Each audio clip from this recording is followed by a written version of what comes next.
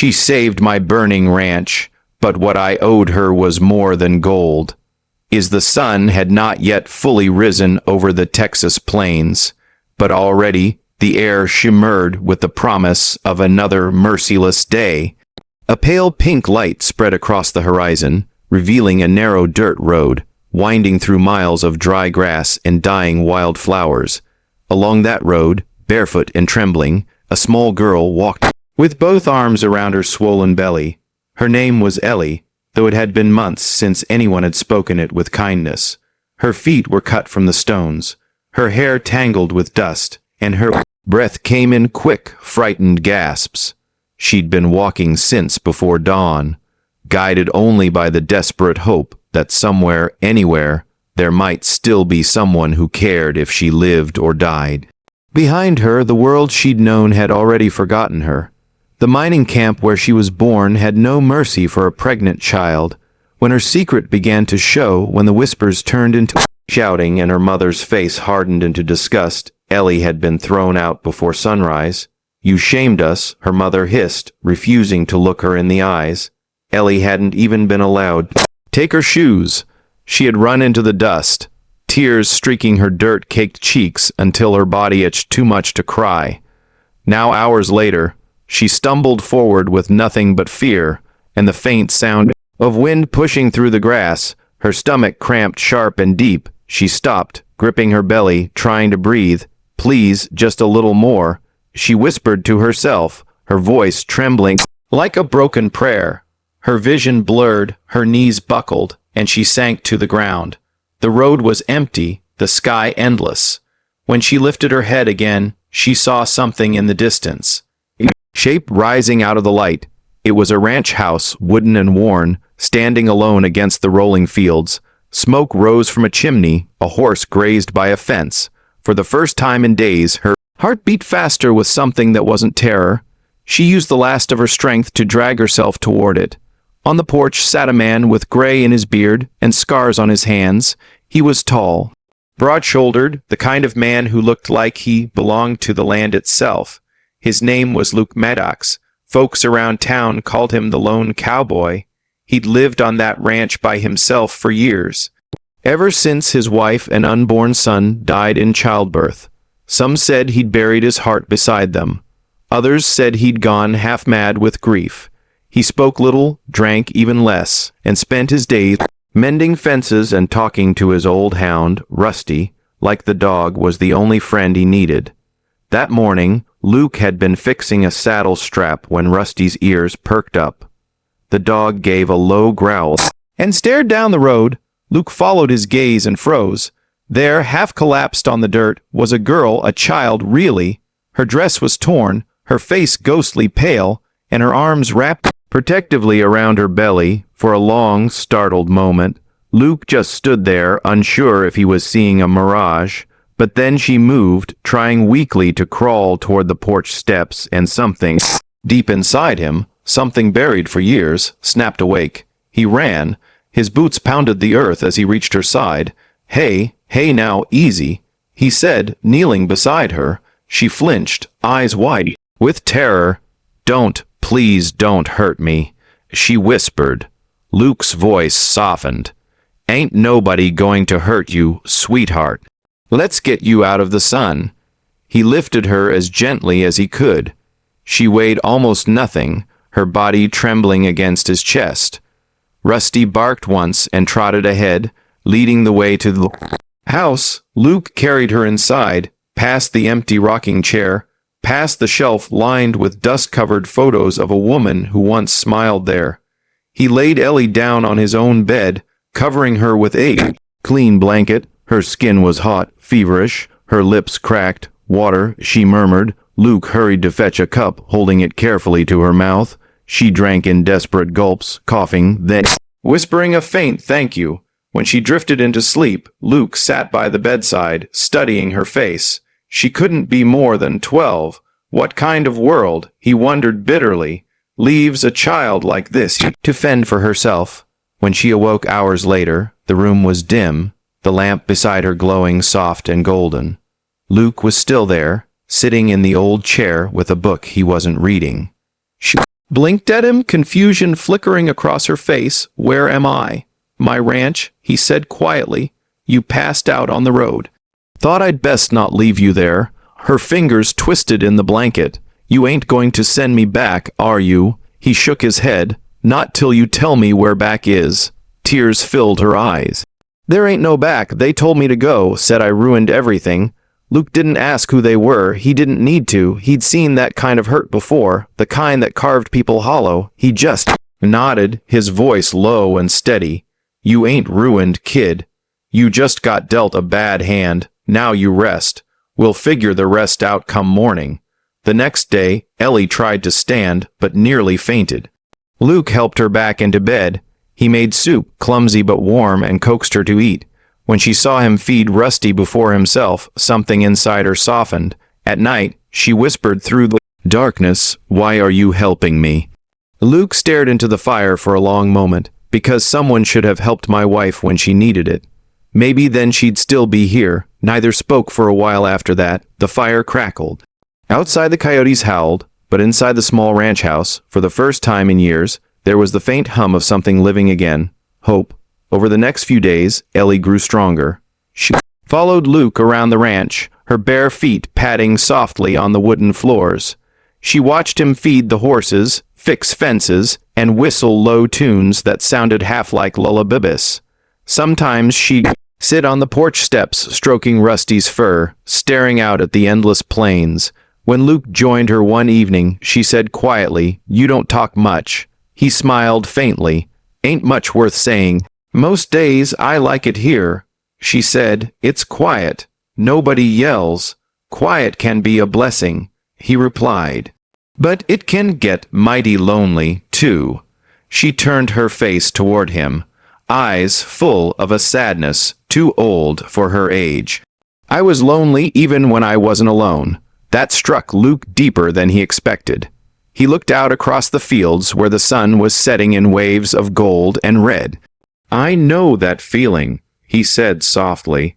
And in that moment, two broken souls, one scarred by years, the other by a childhood stolen too soon, found something neither of them thought they'd ever have again. A reason to keep breathing, but far down the road in town, whispers had already begun. Someone had seen a strange girl at Maddox's ranch. Someone else had seen him buying food for two. And gossip like wildfire on dry grass was about to burn its way toward them both. Yet for now, as dusk folded over the land, the porch light glowed like a promise. Ellie sat there, hands resting over the life growing inside her, and Luke leaned back in his chair, watching the stars appear. Neither spoke. They didn't have to, because for the first time in forever, both of them felt something they'd nearly forgotten existed. Safety, and somewhere deep in his chest, beneath years of silence, Luke Maddox felt the faint beat of a heart, learning how to love again. When Ellie woke again, the world was softer. The sun streamed through the thin curtains, catching on floating motes of dust that shimmered like golden snow. For a moment, she didn't know where she was. The room smelled of soap, wood, and something warm cooking somewhere nearby. Her body felt heavy, her mouth dry, and her stomach etched in a slow, deep pulse. She shifted slightly and winced. Her belly felt tighter now, heavier. She turned her head and saw a rough wooden chair pulled close to the bed. Sitting in it, half dozing, was the cowboy, Luke Maddox. He looked different in the light, less like a stranger and more like someone carved from the same soil that surrounded his home. His shirt was worn but clean, sleeves rolled up, his weathered hands resting loosely on his knees. The gray in his beard caught the sunlight, giving him a strange kind of gentleness. When Ellie moved, his eyes opened immediately. He didn't startle. He just looked at her quietly, the way someone looks at a lost animal they don't want to scare off. "You're awake," he said softly, voice deep and calm. She nodded, throat tight. Where am I? Were my ranch out near Dry Creek." She blinked. "You brought me here. Didn't have much choice. You were out cold on the road. You've been sleeping near 2 days now." Ellie tried to sit up, but pain shot through her side. He was beside her in an instant, steadying her with a firm but careful hand. "Easy," he said. "You ain't strong enough yet." Her eyes darted around the room. It was small but tidy. A handmade quilt covered her legs. On the dresser sat a photograph in a simple frame. A woman holding a newborn, smiling faintly. Ellie's gaze lingered there, curiosity flickering across her face. "Is that your wife?" Luke hesitated. "Was," he said at last, "a long time ago." Silence filled the space for a moment, thick and uneasy. Ellie looked down at her hands, small and trembling against the quilt. "I'm sorry," she whispered. He cleared his throat, standing back. "You hungry?" Her stomach growled in answer, and he smiled for the first time, just a small lift of one corner of his mouth. "I'll take that as a yes." He left the room, and Ellie listened to the sounds of him moving around, the clatter of pots, the creak of the stove door, the faint scrape of a chair. It felt strange being in a place where someone moved slow, careful, without yelling. She pressed a hand to her belly, whispering under her breath to the small life inside, "It's okay, baby. We're safe for now." Luke returned a few minutes later, carrying a tray with a bowl of soup and a piece of bread.